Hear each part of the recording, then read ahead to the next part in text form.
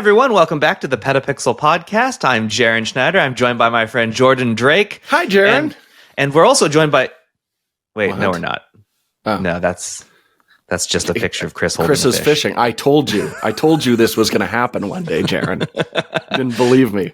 Well, you typically like to ask questions, but I want to ask a question because it's related to Chris fishing. I had one too. Okay, go ahead. Okay, well, maybe we can do two because you and I are just the two of us. Chris doesn't have a long-winded answer. We're streamlining the intro now. What do you like to do? Like your favorite vacation activity? Oh, that's a really good question. I mean, I would have to say like reading. That's like the one time I actually read a book. But I'm going to say swimming. Like pretty much if I'm on vacation, I want access to a large body of water or a pool. That's mandatory. So I'm heading out on vacation here very shortly, and it's by the ocean, which is going to be great. Although it's going to be cold, but we'll see. Maybe I'll brave it. Who knows? I don't know if you want to go into the there might Pacific be Northwest footage. water. We'll see. What about you, Jaron? Eating. I like to go places and try food in places that I've never been. So that's my favorite thing to do. Right. And learn like valuable recipes that a very limited number of people know, and maybe bring it to a competition that more of you should watch. Last week's podcast has the lasagna off. You should all check it out if you haven't already. I'll answer this one for Chris because it's obvious. As you can see, folks, him holding a fish, that's what he likes to do. He likes to go fishing. So, Jordan, what were you going to ask, actually? So I had a couple. The first one is, really, what's your opinion on Chris? Come on, he's not here right now. No, we're not going to do that. No, he's my dear friend and a wonderful presenter, and we miss him this week. So come back soon, Chris. Jaron, I really want to know, what's the first thing you were ever obsessed with? I'm talking like 4 years old or something like that. Like, what was the first thing that you were just like, oh, this is my jam. This is my purpose for being, is to learn out more about this blank. What was it? I can't remember which came first. If it was either tractors, like construction equipment, or dinosaurs, which is neither of these things are particularly original. Like little boys There's like these four. Things. Yeah. Those are my two. Okay, so it's funny because mine was also tractors. I was like determined. When I grow up, I'm gonna be a farmer. That was my game plan. And how did your parents feel I gotta tell you, I pivoted, man. Pretty hard. My mom was really worried that I actually was going to become like a construction worker. I don't know why. It's a perfectly fine profession, like being a construction worker. Like, right? How's your whistling and catcalling game? Is that good? Well, okay, that is a stereotype. I think she was like, I think she wanted me to use my, they use their brain plenty. I just think it's a stereotype that construction workers are like, oafish guys moving dirt around. I think that's she wasn't like, but Jaron, you're a soft boy. You need to exist in the world of books. Yeah, that's basically what she wanted from me. And it did happen. But for a while, then, I was all about the tractors, the tactors, as I called them. Nice. Exact same thing for me. Interesting. More in common than we thought. I guess we should kick off the intro now. Yeah. Well, before we get into that, I throw us to the intro, is what I want to do is tell everyone what to expect this episode. Because we are Chrisless, this is going to be Jordan's basically video episode, which is well timed because last week was the National Association of Broadcasters Conference, NAB, in Las Vegas. And there was a lot of video stuff announced because it's a broadcasting focused trade show. So there's a lot to talk about. And Jordan is going to give us all of his thinky thoughts on all of it. So let's get into it. Now we'll run the intro. Okay.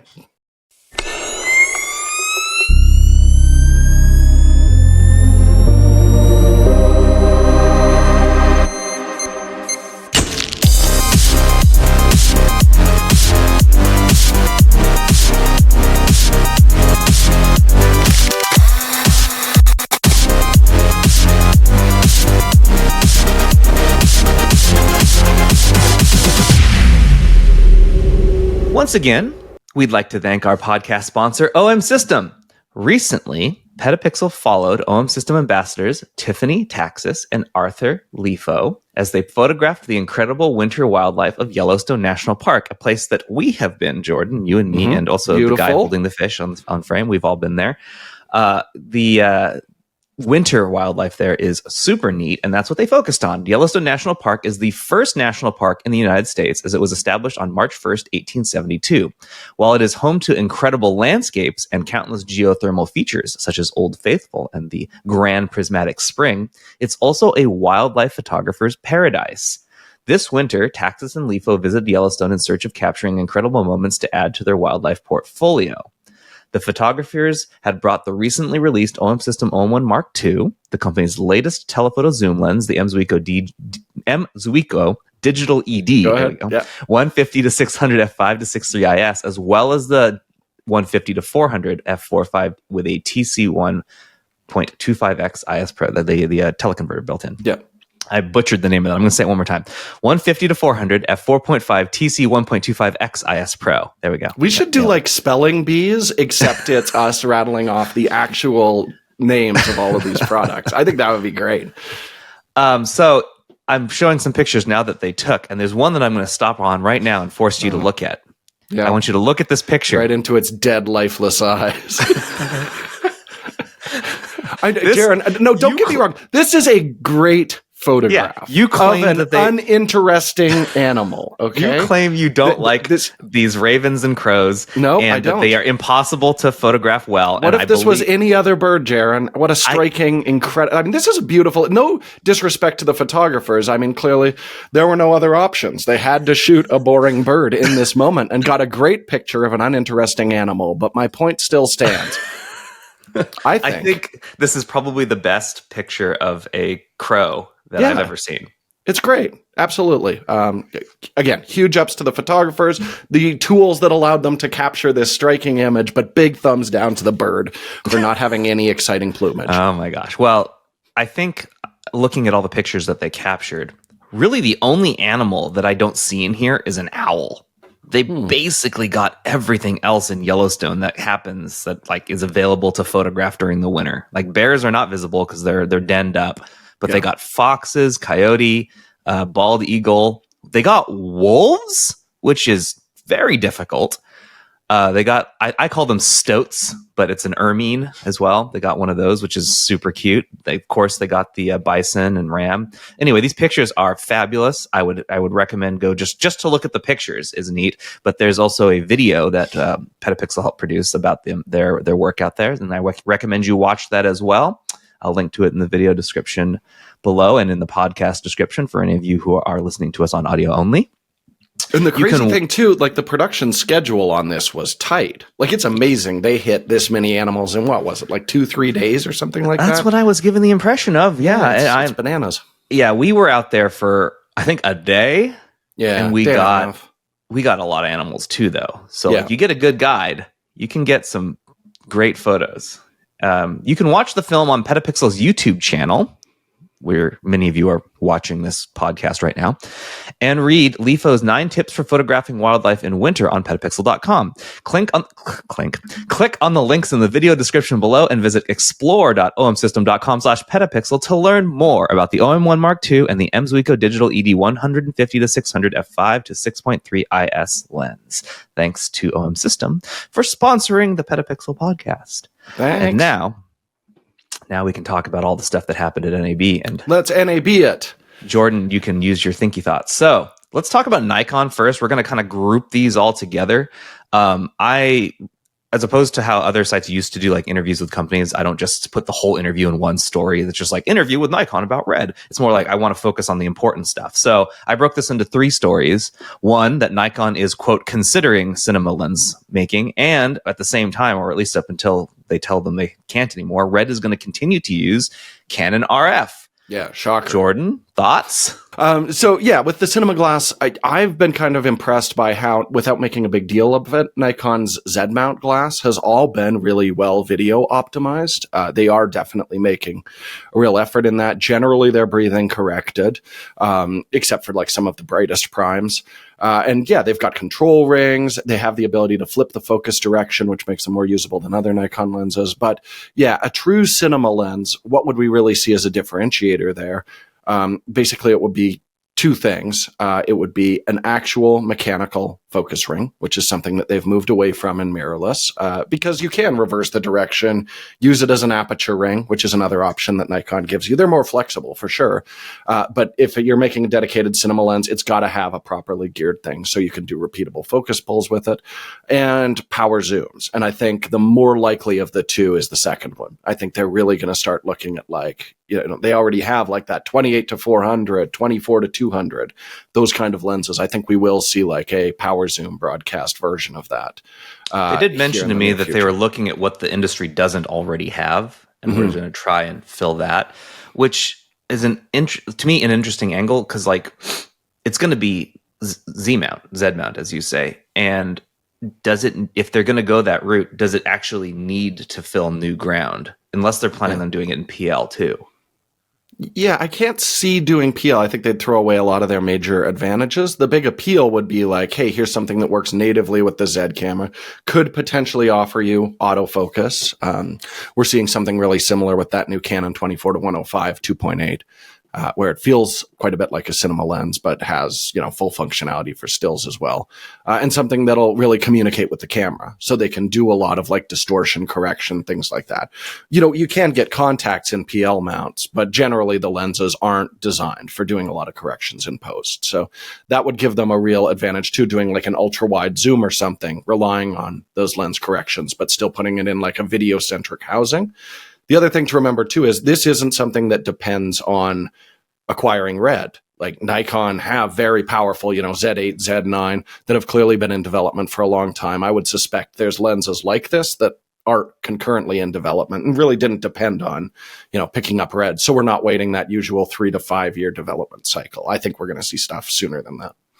Interesting. Well, on that note, Nikon's ownership of RED means now they have a camera line that uses a competitor's lens mount, RF. Yeah. So I thought about it, and I thought this was the first time I could recall that a company that makes its own cameras and lens mount supported a different company's lenses. And it's not. It's actually the second time.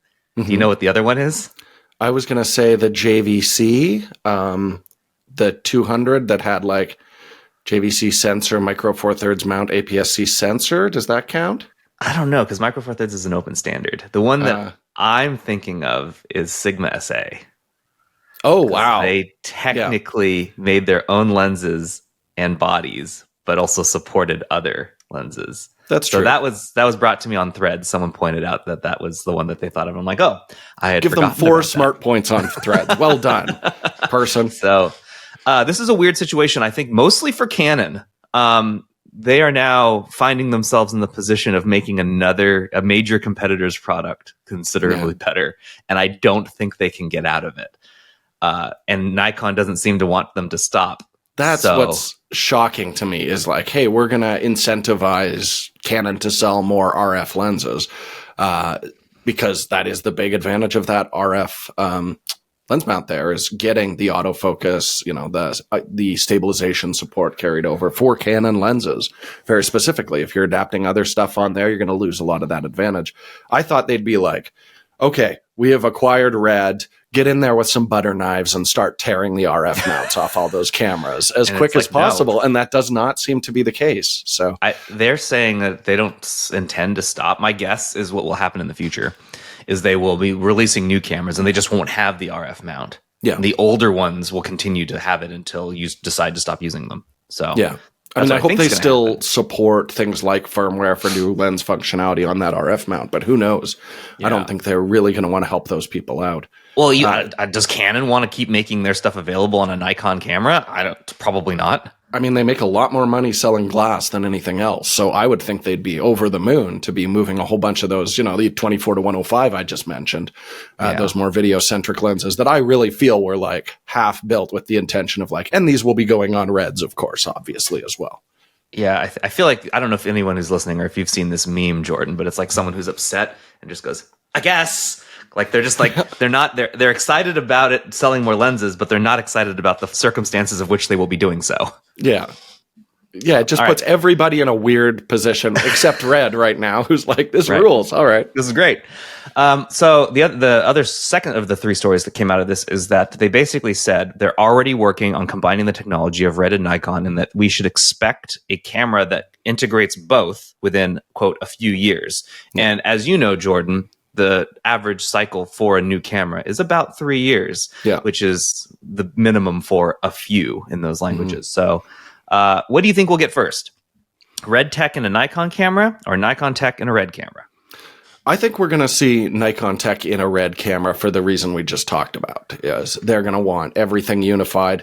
And Sony made a huge deal of their one mount solution. I think Nikon's going to try and push the exact same thing. Like everything you buy for your Z bodies is compatible with your cinema workflow now. So I think they'll rush that out as soon as possible. The one question mark for me is if it's strictly software and it doesn't require a new processor, maybe everything that we see from Nikon coming forward is going to be including RED code raw now. Because they're not going to. The other thing that was in this story was they're not getting rid of NRAW. Yeah, they're going to keep a baffling decision to me. What if you could pick, though? Your choice. Then I'd pick the one that's more widely supported and has slightly smaller file sizes. It's like we were saying just the other week, like, why does Pentax have PEFs and DNGs? Like, everyone's going to shoot DNG. Who wants to use your proprietary thing? I think this is the same thing. I mean, they're both technically proprietary RAW formats. One is just way more widely accepted. So let people use that option. Final story of the group is basically confirming what we all talked about. I don't know if we did it on camera, but we were definitely doing it together when we were all sitting together in the same room. But Nikon actually started the process of buying RED 2 years ago. Yeah. Essentially right during the discovery phase of the lawsuit. They're like, this is probably just as affordable to purchase them as it would be to pay for the patent rights. So they just did.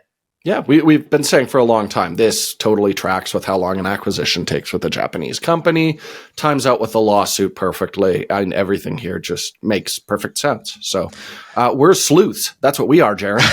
I'm just we knew before we got confirmation. With the amount of leaks that come out of everything, it is shocking to me that for basically 2 years, they kept this under wraps. That's bananas. That is very impressive and goes to show that if you don't have to talk to dealers, you can keep something a secret. Yeah. And as it also kind of confirms our talking, what was that, like last week or something like that, where we were saying like possibly this was about to leak and that's why they announced it at such an odd time. Maybe. As well. It caught a lot of people off guard. Yeah. I can tell you that even people who are really plugged in had no idea this was happening at all. Mm-hmm. Not even like it was the announcement was coming. Like there was no knowledge that this was taking place. So they did a good job. Okay. Nikon and RED, we can probably stop talking about that for a while. I don't think we'll get anything new. We'll see. I bet we're going to start seeing some video-centric stuff from Nikon soon is my guess. And it'll come right back up. All right. Well, we're going to take a quick diverge from the video stuff and just mention, I thought it was important people know this. So as everyone in the United States who paid attention to the Fujifilm X100VI stuff about having the limited edition one available, the United States got 300 allocated to it of the 1,934 total. I think that was the number that exists for the, ties with the 1934 founding of the company. I think it's 1934. At any rate, there's not very many of them. The way that the United States chose to do it is over the course of 3 days, they would have 100 available to purchase on a first come, first served basis each of those 3 days. That caused the website to crash and people were not getting them and people were blaming bots. There was a report that claimed that over 90% of them were being purchased with a bot or whatever. That seemed high. It was high. However, that said, Fuji said that they were going to look into suspicious, quote, orders of these and cancel the ones they thought were done unfairly. And they would then raffle off the ability to purchase them so that system would prevent the bots again. Right. Well, they announced the raffle, and 2/3 of the total number that were available are now in this raffle, which does go to show that a huge number of them were being bot purchased. Yeah. So. Yeah, it makes sense. I think they should just say, like, have you paid for one of these limited editions? We are carving your name and like your social insurance number onto this camera. Social insurance. That's very Canadian of you. What are they down there? Social Security. Okay. Driver's license, the social security one's the one that never changes. But yeah, this drawing will take place, I believe, at the end of the month. And then anyone whose names are in there will have the opportunity to then purchase the camera without having to worry about fighting bots. And the way they've set up their raffle makes it impossible to use a bot to do it. So hopefully people who actually want this camera, like me and like Jordan, will actually be able to purchase this camera. Although I don't know if you want the limited edition one. No, I'm fine with the standard. I got to say, just as a side note, I was shooting. We had so many kids' parties this weekend. It was a bunch of those. And I brought an X100VI. And my God, do I love this. Like, I was on Threads just the other day. Like, I know this is not a hot take, but damn, do I love taking pictures with this camera. This camera rules. I might have to just suck it up and go on the wait list for 6 months or whatever that's going to be. Yeah, me too. So basically, nobody gets any special treatment. We had 3 X100VIs during our review that we'll publish this week of the X100VI, and all 3 of those got boxed up and sent back to Fujifilm, including the one that I've had since Japan. Yeah. And I'm very sad. I am X100VI-less now. I've got an X100VI right over there, but it's got to go back shortly. It was my weekend cam. Do a few overheating tests, and that video is coming up soon. So get excited, everybody. And then sad that you don't have one. All right, moving on. Next thing, we're going back to video stuff. I went to the SmallRig presentation at NAB to see all their new products. And the one that really caught my eye is a collab they did with PetaPixel, a YouTuber, that is a type of tripod that can be fully controlled, legs and head, all from one grip near the where the legs meet the head.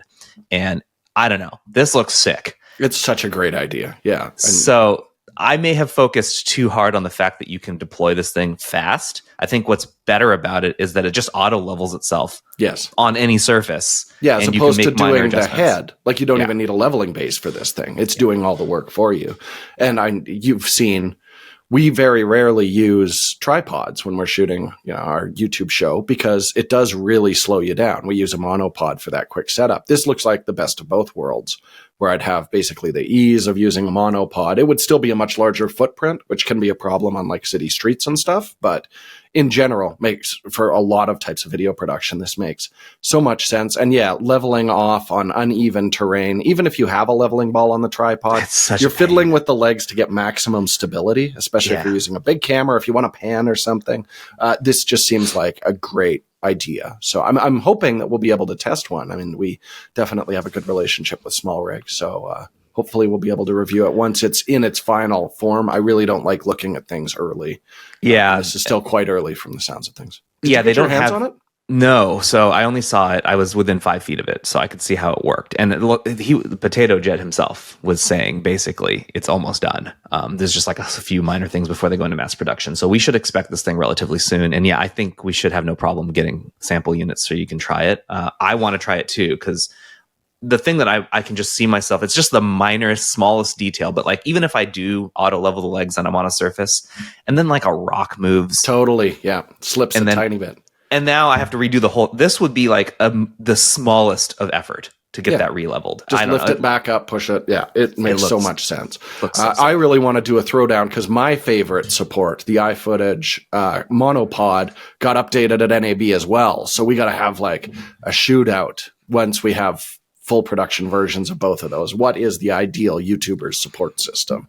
And I will wind up using whatever wins. Tripod. Yeah.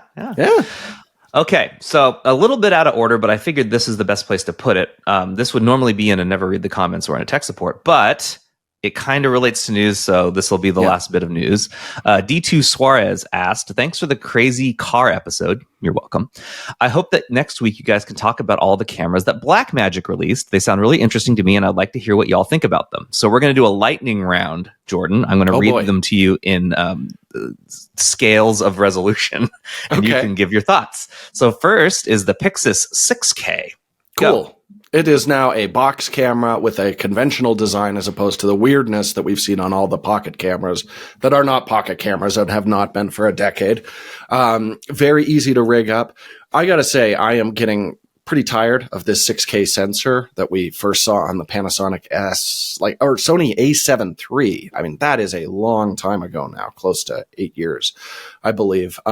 Rolling shutter's not great on it, but the overall body design is quite interesting. And the fact that it has a true HDR display on the side, I think is something I want to see from every camera company going forward. It maxes out at 1500 nits, so you could actually preview a Dolby Vision grade while you're shooting to shoot for HDR.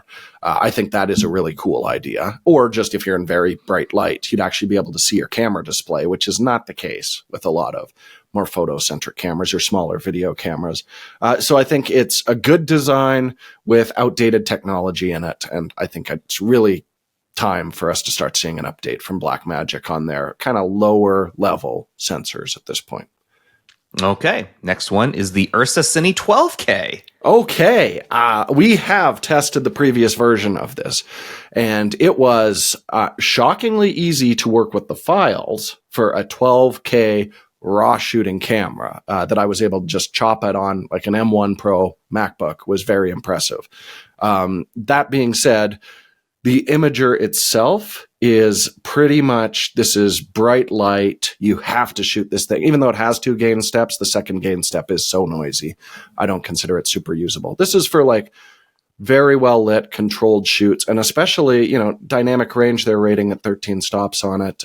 We did find shadows were quite noisy if you were outputting 12K. But if you want to shoot 12K to master and then deliver in 4K, a lot of those noise issues will go away. But then why are you shooting it on a 12K camera?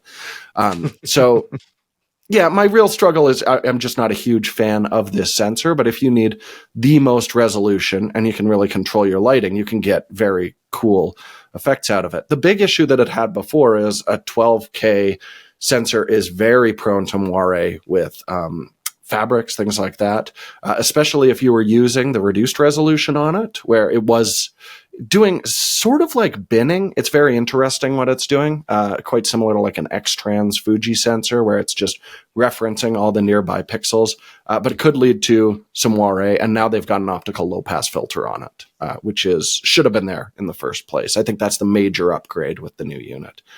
Did you see this, Jaron? What? Oh, am I going on to the next one? No. Did you, when you were at NAB, did you see either of these cameras in person? Yes. Yes. Did you? I looked at them. I mean, I went to the booth. Yeah. How does it look? Like a camera. Okay, perfect.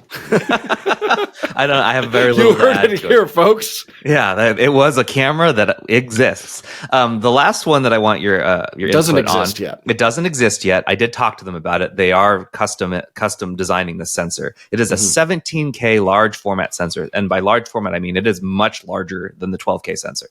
Physically. 65 millimeter. And now we're getting into classic large format IMAX kind of aesthetic. Moving over to this camera. More resolution, that same technology with their B-RAW format, where I'm sure the 17K files will be quite easy to work with in post. So I think this is going to be kind of your most accessible entryway into like truly large format filmmaking. I mean, we still don't know price. We don't know delivery time on this thing. I'm sure it's going to be a huge premium, but it's certainly going to be less than, an Alexa 65, which is rental only. You can't even buy one. So they could really open up a market there. There's a lot of large format lenses that are starting to spring up, and those will all be compatible with this. So yeah, they might have really, I've been saying for a while, Blackmagic with their cameras needs to find a really strong niche again. And this could absolutely be it, I think. One last note on the Ursa Cine, by the way, that I mentioned. I talked to them about it, and they designed this with the idea in mind of what if we didn't limit ourselves on how much we wanted the camera to cost? Right. That was the concept behind it. Usually they start with like, we want to charge X amount for it. What can we fit into it to meet that price? And in this case, they just told their engineers, put whatever you can. Yeah. Price be damned, and we'll see. So that's where that one sits. Curious to see what they do with the 17K large format sensor, because they're not just going to make a sensor. It's going to go in a camera of some sort. And I imagine it's going to go in an Ursa body. Yeah. Personally. So we'll see. All right. We have one more major thing to talk about from NAB. But before we get there, because it's our main story, I'd like to thank our main story sponsor this week, Storyblocks. Storyblocks is a stock media subscription service with a vast library of stock video, images, audio, and sound effects. It provides access to unlimited, royalty-free assets for creators and businesses to enhance their projects without worrying about copyright issues or extra costs. Storyblocks reimagines stock media with a truly unlimited model. and an easy set of tools to help you exceed your goals. Creators and businesses alike are under increasing pressure to create better video faster than ever. I will agree with this because PetaPixel recently got into the video game. I don't know if all of you noticed that. We have a video program. If you're watching it, there's our faces. Every week, people watch 17 hours of online video and 5 million hours of video are uploaded to YouTube. Why?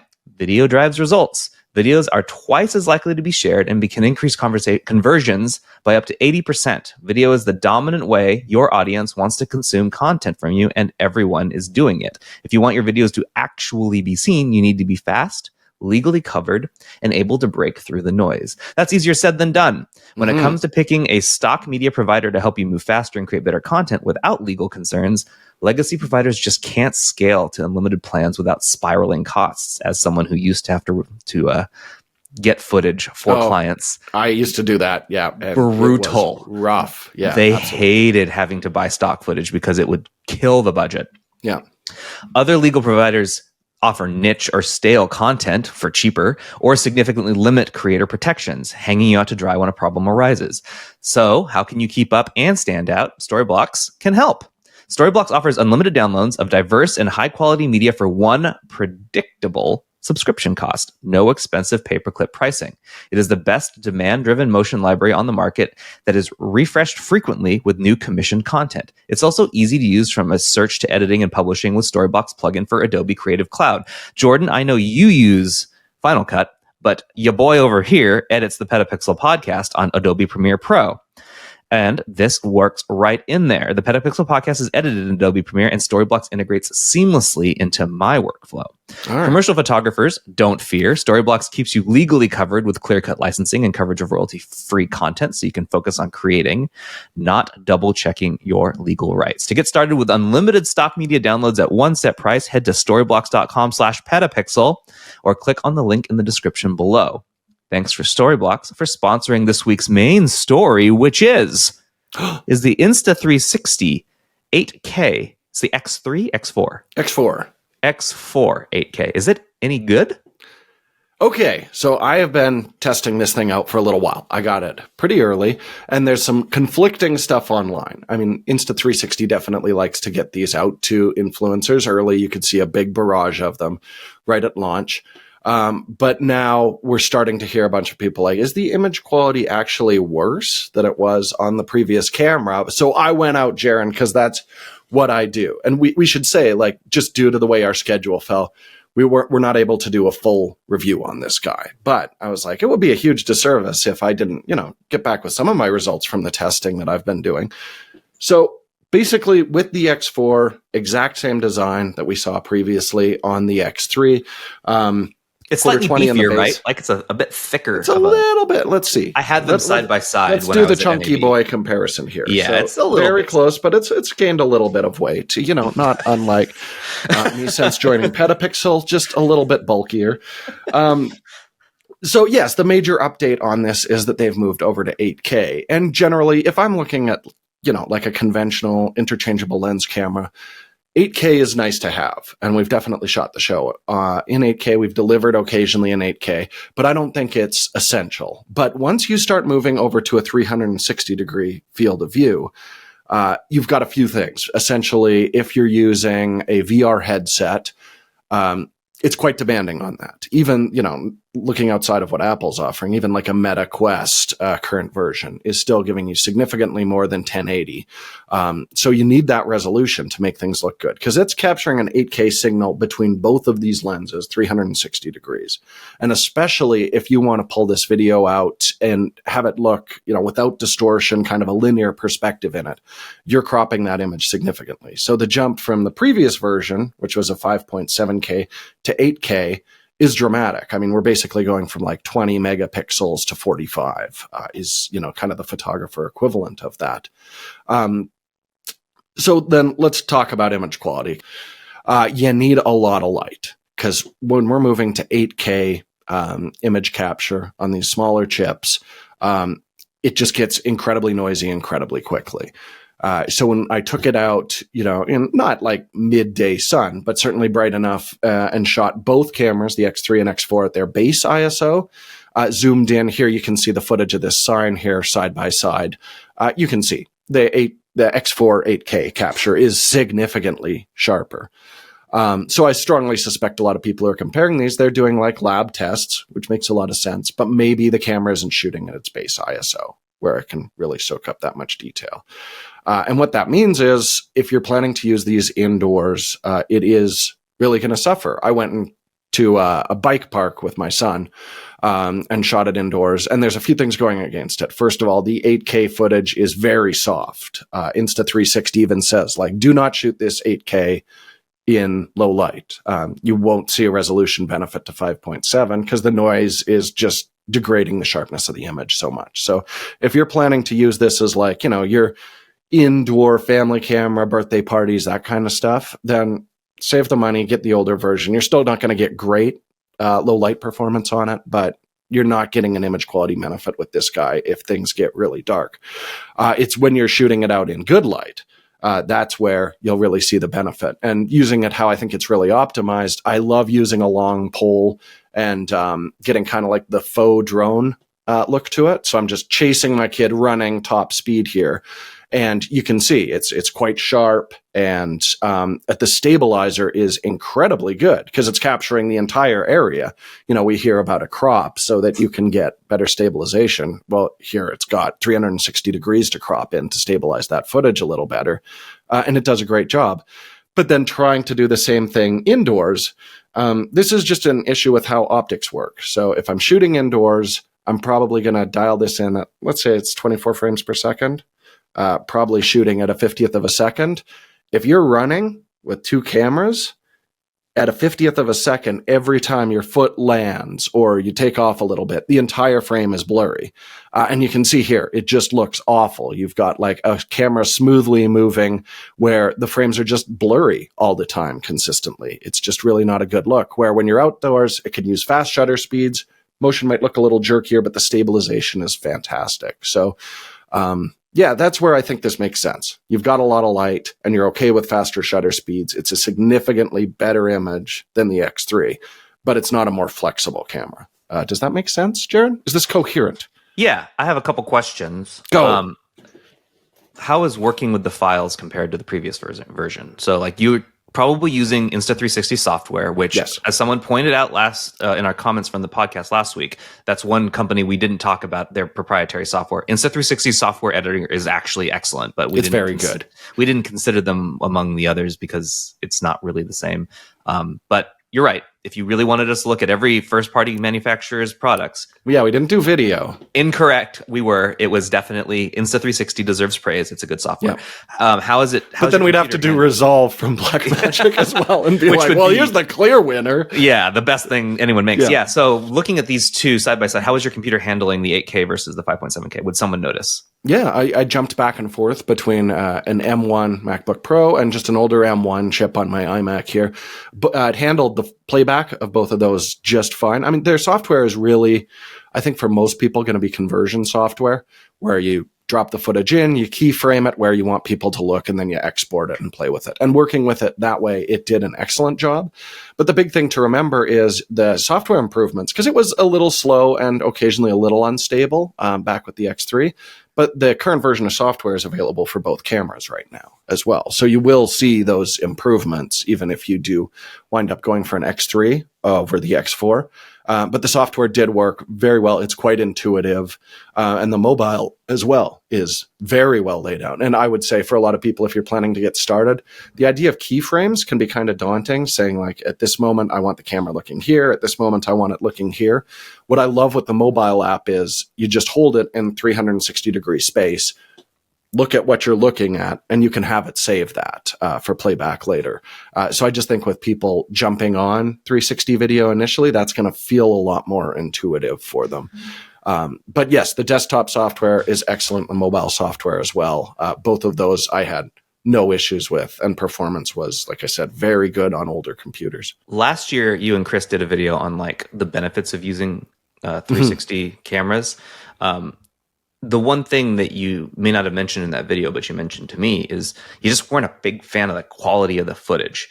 Yes. When we look at the 8K version where we get more resolution, and you're using it in the ideal lighting situation.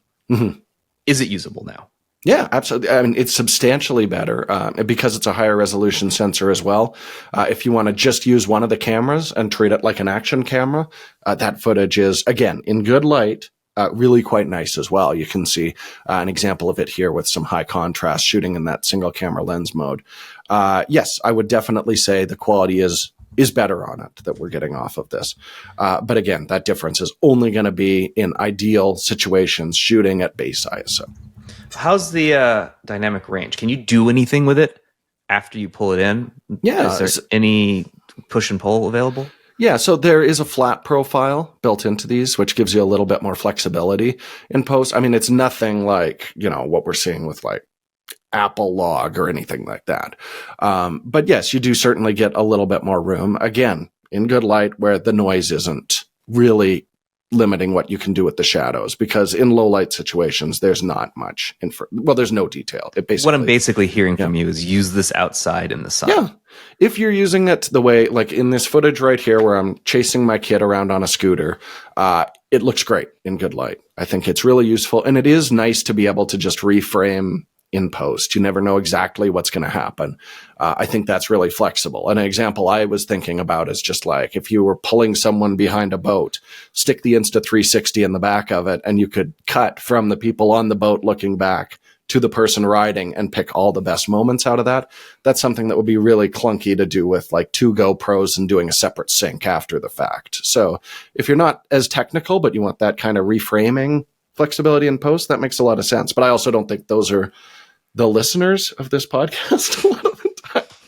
So I think we just need to give the expectation. This is a good light camera, and that's what it's good at. If you're going to be using it indoors, just get an X3. So my last question, and for everyone listening, I didn't give Jordan these questions ahead of time. So the fact that he's segueing from one to the other so well tells you he really has spent time with his camera.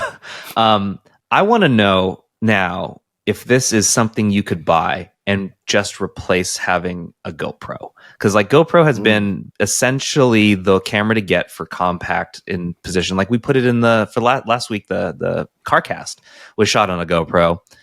Could we have shot that on the Insta360 and felt better about the footage? I mean, in that case, I think we could shoot it and feel the same because we were outputting at 1080. We captured at 1080 because of overheating. And that is something I definitely want to mention with this. I mean, does this overheat? It does, absolutely. I'm using it, indoors, longer record times at 8K. I mean, that's the big limiter. They say, if you're doing 8K, use it in breezy or cool conditions is their recommendation. So go skiing with it. Chasing my kid with it on a windy day at the end of a pole probably kept it cooled right off. But just trying to do some DR tests inside my car, it did conk out quite quickly, actually. Wow. It was about 12 minutes of 8K recording on that. So if you want the long recording and high resolution, this isn't going to be the way to go. And a GoPro is still getting you better single lens support. You've got high resolution and slower frame rate. Using a single lens, this can cap out at 4K 60, where now we're doing like 4K 120, and I think we're up to 1080 300 on the Hero 12 now. So what you're telling me is these are still designed for different things, and you can't replace one with the other. It's if you were to set up an array of GoPros is where this is really useful, or if you need to be able to look 2 directions at the same time. Like I do have to say, it was fun for me to play back, and you can see my kid. I'm kind of directing him on where I want him in the shot, but then you can also spin it around to me just looking exacerbated and confused. Right around. And that's not something when I was filming it, I was like, oh yeah, I forgot that you can see me just like, oh, okay, just to the right, no, the left. Okay, the flag it's not in the right spot. Hang on here. Oh, what's my frame rate? Damn it. Okay, yeah, you've got all of that, which I don't say out loud. You can just read it in my eyebrows in the footage afterwards. But that's, it's the ability to reframe in post. You are making optical compromises going to a 360 camera as opposed to a higher end single lens option, including a smartphone. I felt like they bumped the size of this up probably for heat sinking reasons, and it appears to not have helped that much. I mean, it's tough to say because we don't know how bad the older one would have overheated shooting 8K. It didn't have the capability. So right. It would be interesting to see a 5.7K comparison between the two cameras. Well, hopefully, if any of you have any more questions about this, we'll put them into next week's podcast. So send them to me or put them in the comments on YouTube or on Spotify. Put them in SpeakPipes, whatever you want. We'll have Jordan address more next week if you've got stuff that he didn't talk about here. But I do think, I mean, for a preview and an expectation of what to get, you should have enough information to decide if this is for you. Thanks, Jordan. Thanks, Jaron. Doing that. Before we get on to the part of the podcast where we don't talk about anything that we control, I do want to mention that if anyone's watching on YouTube, you may have noticed that I am using a different microphone. This microphone was also announced at NAB. This is a Shure microphone. I'm going to make sure I get the name right. See what I did there? I'm going to make sure I get the name right. It's the MV7 Plus. It's a $280 podcasting / streaming microphone. It's designed to be a more approachable, affordable method than going with the SM7DB, which is what I use back in my podcasting setup at home. You let me know how this sounds. I am reviewing it right now. I already have some notes. They have some new software that goes with it, which is actually dope. I don't love the Motive app that they had before, which required, because most of their stuff didn't use USB. You had to buy the adapter and then go into a computer. This is USB straight out, but it also has XLR, depending on what you want. This new app they have allows you to actually do a digital mixer. So like Jordan, if we were all together in like a room, I could route all the mics into one computer and control all the audio from the digital mixer. Oh, that's which sweet. Is neat. Yeah. And it's free. And it works with any audio source. They say it only works with this at launch, but I'm in here and I see my MacBook Pro microphones, the camera that I'm using, it comes in as an audio source, and this. So basically anything connected to my computer, it senses, and I have full access to do all the audio stuff. So that might just be how we have to do the podcast next time we're all in the same location. Yeah. And I think we're all going to need these or something similar. Something super directional would be the best. That's what the benefit of these are, is they're hyper directional, which I like. I've decided that when it comes to like podcasts and stuff, I like this style. The Rode one that I have right here is different. It is directional, but not as directional. It'll still pick up more room noise than I like. And I think this is similar to the one you're using right now, which is from Sennheiser, right? Yeah, I'm using the Sennheiser right now. And a little more directional, but it definitely picks up room noise, no question. Yeah. So I think if we were all together, that would be a problem.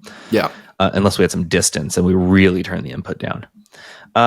Anyway, let me know what your thoughts are on this. I'll integrate them into my my final review, which I hope to publish later this week or next week. Okay, let's move on, Jordan, to what will you be up to? Oh, I want to do a have as well. We're going to go past and future. We're going to skip the ghost of Christmas present, but we're going to do past and future. Sure. All right. Go ahead. While we were in San Jose, after we recorded the CarCast, Chris and I went and saw Civil War together. And this is such an appropriate movie to discuss on this podcast, because when the trailer came out, everybody's like, oh, it's just a modern war movie. No, it's about journalistic ethics, which is kind of a surprising twist on this, but actually a great conversation piece. I've had so many interesting talks with other people who have seen this movie. Basically visualizes a war in the future in America, but then the decisions that photographers will have to make in covering that. You know, you need to remain objective, otherwise you're an enemy combatant at that point. And how do you do that when, you know, there's a real conflict? It's your own people, it's your country, and what is more important? You know, getting that shot that could potentially change support for the war, or keeping yourself safe and protecting your friends. So a very tricky, very gray zone kind of movie that doesn't give you any clear answers. And I know a lot of people are upset that it's not more political, but I actually think that's a smarter move, to just keep you away from like, you know, which side is the good and bad in the future American Civil War, and more like, you know, it's already happened. what decisions do you make when you're put into this situation? So I highly recommend checking it out. There's a lot of stuff in it that you can be like, if you're really into photography, like, oh, that's kind of silly. Someone during a siege is not going to choose a film camera to capture their potential Pulitzer Prize winning photo in that moment. They might want to be better served by like a Rebel camera from 15 years ago than an old Nikon. But yeah, it's a fantastic film. I can't recommend enough people check it out in really good surround sound at a great theater with HDR. There's a moment where someone is dying and there's some really bright stuff on the screen conflicting with the dark shadows that is just stunning in HDR. So if at all possible, go check it out in, Dolby Atmos, the best presentation possible. I should say it's pretty funny. We went to AMC and rolled up with 5 suitcases of camera equipment, and they weren't stoked about that. Wait, you took that into the theater? Well, we got dropped off by a cab, so we're like, "What do we do?" Right. I don't know. So I was on an airplane, and our Airbnb was up. I promise you, we're not going to open this up, and they're just like, "Absolutely not." So what'd you do? They're like, "We'll bring it to the staff room," and I'm like, "Do I want a Hasselblad in the staff room necessarily?" So it was the stress of the movie. It's very riveting and vivid. Was combined with the stress of like, is someone taking all of our stuff right now and running for the border? Because they could make it pretty far with what we brought down to San Jose. So big kudos to all AMC staffers. None of them took our stuff. But in hindsight, maybe not our most well thought out plan. Yeah, I did think about that because the picture you posted on Threads, I saw you two, and I'm like, where'd you put your stuff? I thought maybe you went to the airport and checked it all in and then left and went to the theater, but no. Yeah, there needs to be something around the San Francisco airport. Could someone else open like a movie theater or amusement park or something? Which one did you go to? Did you go to the one in Daly City or did you go in San Jose? Daly City is like the strip mall area in between, right? Is that correct? Okay, I know where you. So yeah. That was Millbrae. Okay, yeah. Big ups to the projection at the Millbrae Theater and to their staff for not taking all of our stuff. Millbrae, San Bruno, that general vicinity. Neat. Yeah. And then next week, you and Chris are getting together for another not in a podcasting room episode, correct? Yeah, we're going out to Vancouver Island. We will be podcasting from there. I'm meeting up with my buddy Sean Waghar, who's a very good videographer. He's going to help us produce something with huge production value on a beautiful island that you can all look forward to. But it's my 40th birthday, so that's one of my favorite places is Vancouver Island. I'm going out there with some friends and family, and we're going to have a good time. And, of course, Chris will be there because the show must go on.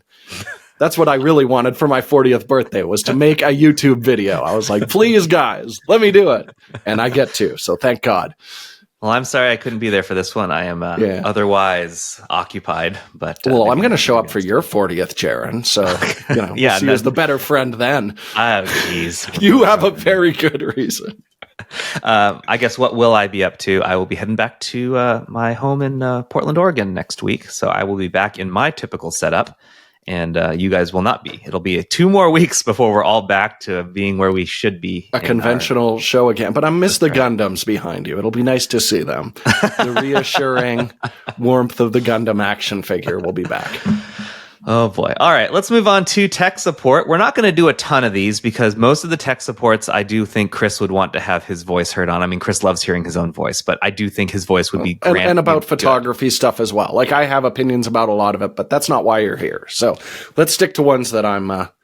I picked a few that are like sensor-based and some things I mean, you're very smart, Jordan. I don't know that we need Chris. At any rate, Chris Thompson sent me an email. Please come back, Chris. I do want to point out that the last boss I had before I started my own production company and focused on journalism, their name was Chris Thompson. So, or maybe it was Chris Johnson, but the Chris was spelled the same. If at any rate, employed Jaron at any point and sent us a letter, please let us know for clarification. So Chris emailed and said, I wanted to ask you and the other PetaPixel pals, I think that's you, Jordan. Well, you got 2 of them. A question, hopefully, for the tech support section of the podcast. I own a Sony A6500 with a Sony 35 f1.8 and a Tamron 17-70 f2.8. I recently decided to rent the A7C II with the Sony 20-70 and 35 f1.4 for a family vacation, and now, unfortunately, I'm itching to upgrade more than ever. Yeah. I'm curious, what is the biggest contributor to the improved image quality compared to my previous setup? Was it really the jump in sensor size or the higher quality glass? Or has the sensor technology improved in the last 8 years? I love the show and look forward to it every week. Thank you for the entertainment and knowledge you share with the community. Yeah, so why you're seeing the improved image quality, unfortunately, that missing piece here is what you're taking pictures of. Because, if you're using the standard zoom, I don't think it's necessarily low light performance, because that 20-70, which I adore, is a stop slower than your standard zoom lens you were using before, and that sensor is about a stop worse at high ISOs. So I think you'll be kind of at parity there unless you were shooting with the prime. I strongly suspect it's more, first of all, that you have substantially more dynamic range with the modern sensor there. So if you are doing like some landscape, backlit portraits, pushing shadows a little bit, you'll definitely see an improvement there. The other thing I could really see it being is, using the glass like that 20-70 is optically beautiful, and you're shooting higher resolution as well, jumping up to a 33 megapixel. That is a real increase in resolution. And both those lenses you mentioned will totally resolve that. And the 35 millimeter APS-C lens was quite good for the time, but corner sharpness is not spectacular, and it needs to be stopped down a little bit.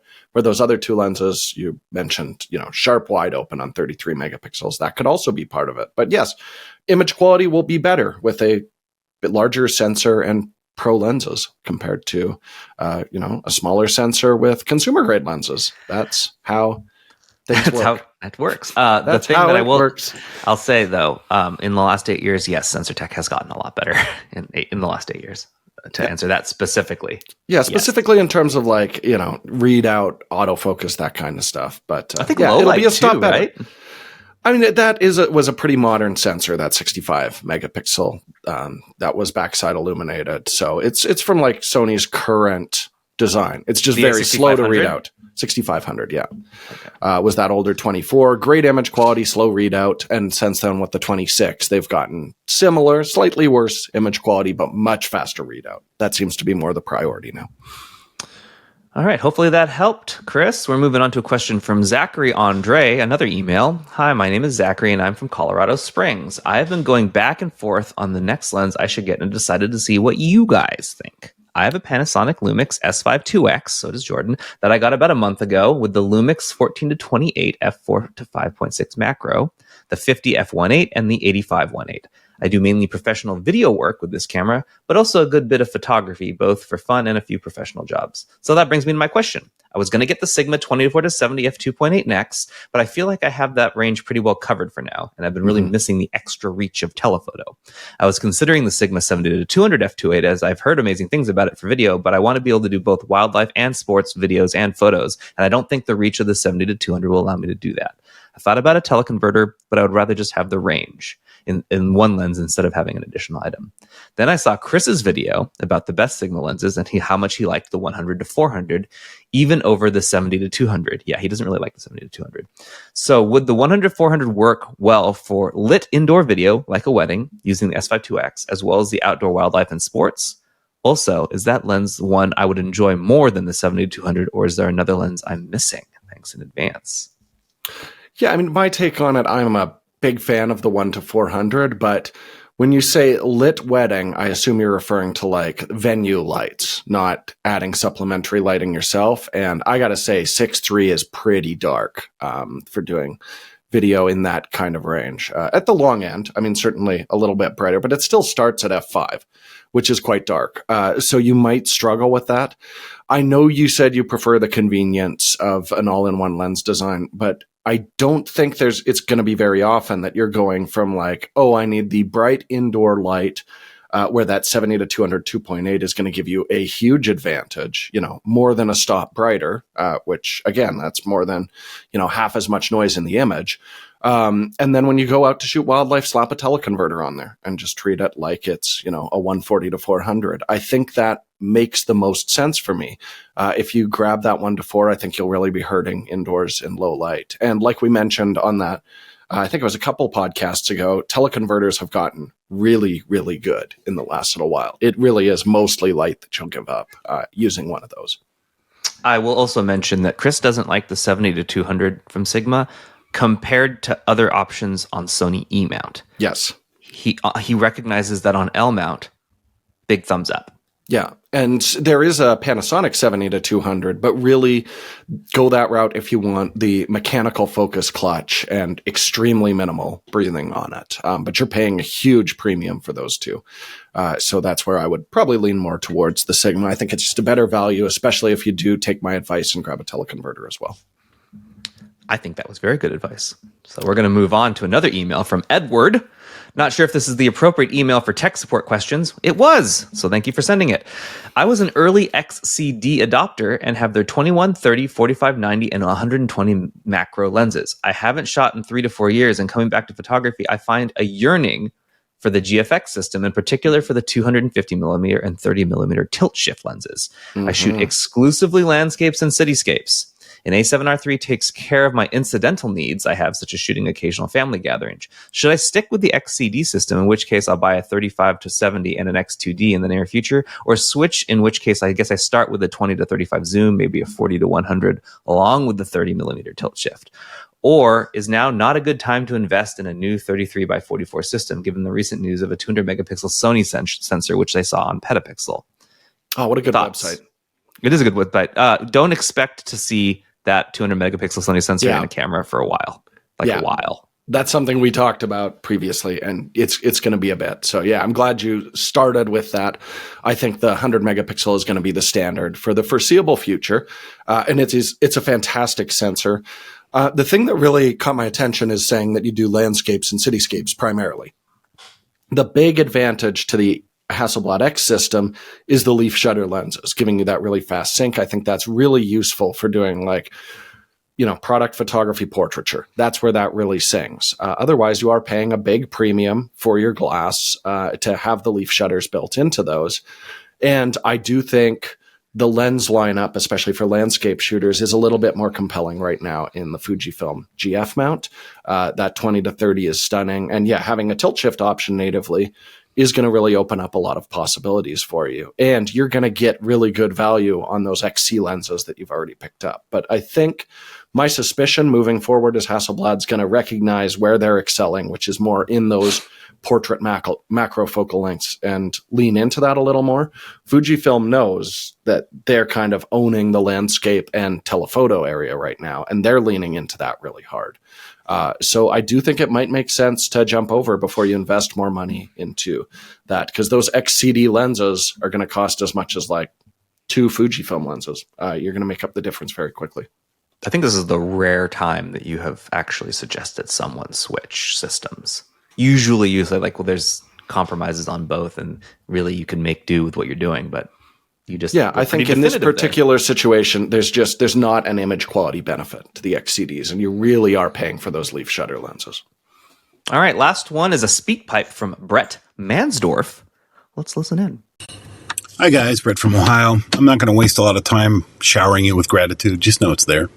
I've been on a 10-year journey. First child late in life at 46, and I bought a Sony R1, which has taught me patience.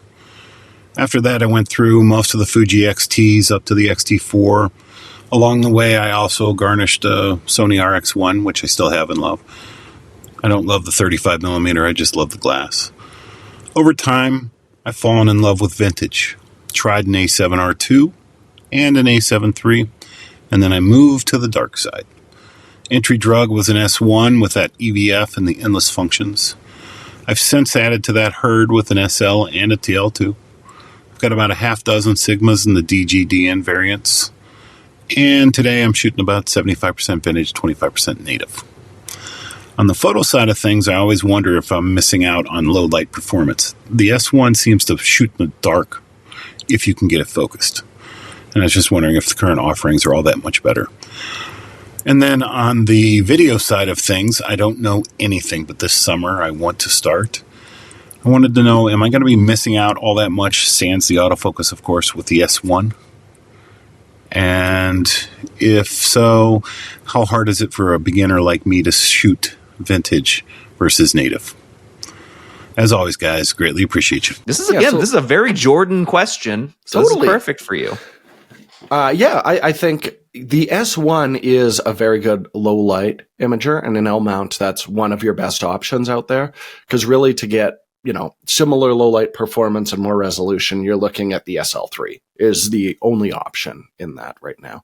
If you look at the more modern bodies, the S5 II, S5 IIX, those are using that same 24 megapixel. Now, they have gotten better at focusing, no question.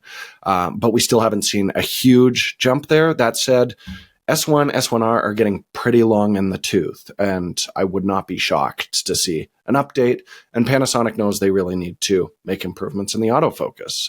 I do think, if you're looking at the SL, you like that, the Leica aesthetic, you might already have some Leica, you mentioned using vintage glass. I don't know if you're using any M-mount stuff. Then, yeah, the SL3 is a great body for right now, but I think there's going to be less expensive, more capable options coming in the future.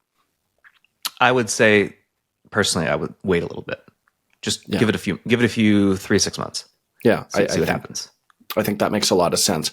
As far as using vintage glass, I think as long as you really think about what exactly is happening, I mean, so many people will just wait for a scene and then struggle fiddling left and right on the lens. And they're going to have really mixed results doing that. If you're using more vintage glass and you don't have that muscle memory really dialed in, then I do a lot of pre-planning those shots. You see a lot of the great street photographers will find a pool of light, pre-focus there, wait for something to move into it, things like that. The other thing, if you're shooting close up, I see this all the time, people fiddling aggressively with the manual focus. But remember, the focus is just how far you are from the subject. What works a lot better, I find, is physically rocking yourself back and forth until that subject pops into focus. You have much more control over moving forward and back with your whole body than you do using your little fingy things for very precise measurements when things get a little bit more difficult. So those are the two things I would recommend. It's obviously easier to use autofocus, and I use autofocus all the time. But you can certainly make it work with manual focus glass as well. And you get that cool look. Is vintagey. Great. All right. That's it for tech support this week. Everyone who's submitted questions in SpeakPipes, I have them. I'm holding them for... A lot of them might be for Chris. Yeah, the hair will be back, people. So we're going to move on to Never Read the Comments, the section where we always read the comments. And in this case, yes, guys, we all heard the exact same joke about the LSST that you've all published hundreds of times. Thank you for your originality. Every person who watches that video was like, but how is the IBIS? But how is the bokeh?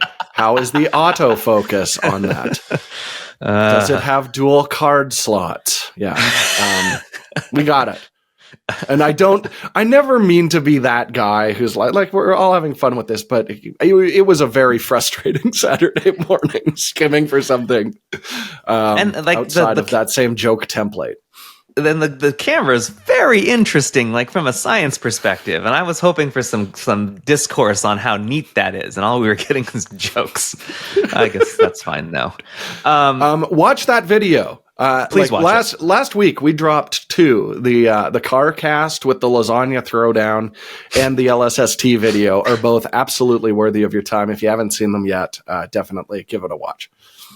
Going back a little bit in time, you guys reviewed a Sony lens before that, and we did.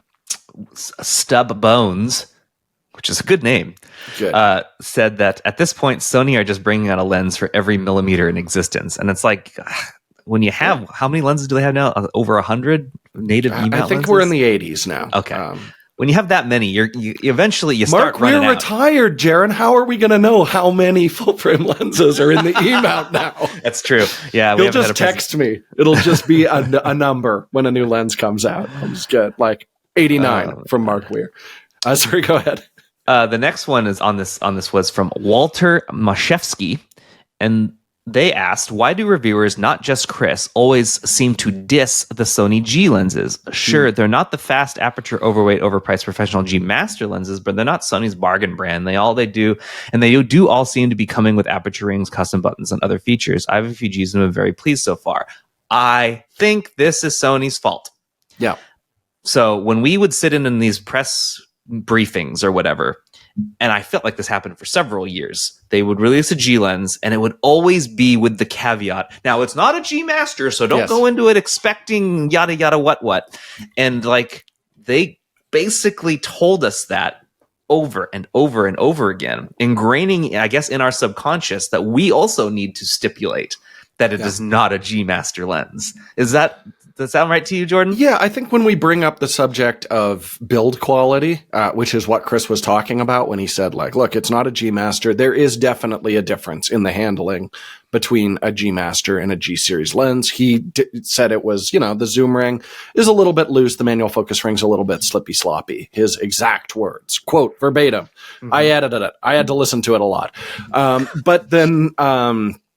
So people need to be aware of that. But yeah, absolutely. We don't think the G series are like a bad series. They are their mid-range lenses. Yeah. And like a couple of years ago, that 20-70 we talked about earlier this episode won our lens of the year. They do definitely have their place. We just want to let people know, if you're coming from a G Master, this isn't going to feel exactly the same in the hand. But feature-wise, they're almost at parity now since they've started putting aperture rings, declickable aperture rings onto the G series lenses. So last set of questions are from the last podcast. So I want to say thank you to everyone who seemed to enjoy the CarCast. I was unsure of how that was going to come out. I'm glad that the audio came out okay. I will say I did have to clean that up a little bit with some podcast AI technology from Premiere. But thank you for doing that. I think it sounded you're welcome. It sounded fine to me. So that's great. So we got a S14N9LS says they want an all food channel where Jordan does nothing but eat and at the end struggle not to hurt someone's feelings. The lasagna looked good. I kicked this off talking about the weight I've put on since joining PetaPixel. This doesn't seem like the solution to that problem necessarily. I loved doing that. I think we should do quarterly food throwdowns. I think that would be a lot of fun. I think we'll have an opportunity to do one in the future. And Chris has said he wants to do seafood chowder. Yeah, which is one of my favorite foods. That would make perfect sense. And it would carry over. That was a tradition back in the DP review days. You can actually watch a video where puppets attempt to get chowder, the Chris and Jordan puppets, because that is our primary goal every time we would go to Seattle. So we could extend the chowder love to the PetaPixel channel. I think that would be great. What do you think, Jaron? I've never made seafood chowder, and I... despite this, immediately accepted. So I will happily make a seafood cheddar. But the thing was, the stipulation was we needed multiple judges this time, and it needed to be truly blind. I agree. Yeah, the problem was we were talking about that. Like, wouldn't it be great if Jordan had no idea? And it's like, well, who's going to shoot it, guys?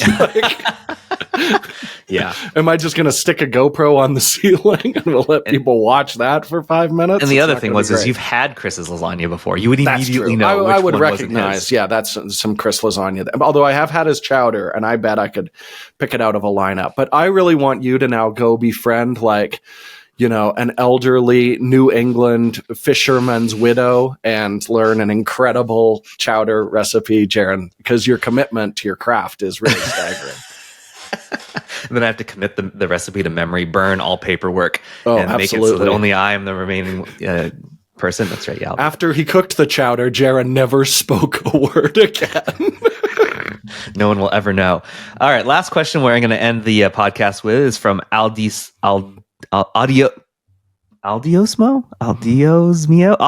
Mio. Oh my gosh, that took me a lot of effort. Guys, quick question. I'm going on vacation in 3 weeks. I have a Nikon Z750 and an FTZ adapter. Should I get a Nikon ZDX 18-140, a Nikon ZDX 12-28, or a Nikon AF 18-300? Or should I save my money and use the best camera as the one I have with me, quotes, i.e. the S22 Ultra? I mean, I do really feel like you're going to miss, if you have a Z50, the larger image quality. The tricky thing that we always run into with these questions is like, what are you going to take pictures of on your vacation? Okay, this is vacation, so you could probably guess. Yeah. I mean, Family, some landscapey stuff. Some landscapes. That 1224 is going to be great for those landscapes, but it's not going to be good for those family photos, where the super zooms do make a lot of sense. But I'm not a huge fan of adapting some of the DX series optics. Corner sharpness is not quite as good as what we're seeing, but their super zooms have been full frame, so it puts you in a bit of a bind. My solution for you: ultra wide zoom, that 12-24, and the extremely affordable little 24 millimeter f1.8 that they just came out with for Z mount. Because then you've got shallow depth of field for family if you want it. You've got your ultra wide, and both of those are certainly budget lenses, less than trying to track down like the old 18-300 DX, for example. All right. Is that a good suggestion, Jaron? I will admit when I don't have a lot of knowledge, and the Nikon DSLR era was when my knowledge of them was quite low. I was a avid Panasonic and Canon shooter, and so I didn't spend a lot of time on Nikon. So I'm not going to speak when I don't know. I'm feeling great about my response. Actually, Chris, you're going to listen to this. Come on, and if you disagree, let's just reevaluate this next week. That'll be fun. On that note, we will adjourn. Meet up again next week. I think we held down the fort decently without Chris. I'm feeling pretty good about this. I definitely wanted the third. I want someone like distracting me with something that is completely off topic for what we're discovering, but he got bored with the conversation and wanted to segue into something else. I missed that vibe this week, but I'm sure we're it'll too be focused. Oh, we just stayed on one topic until I started to get quieter and kind of do this trail off at the end. And then we knew it was time to move on.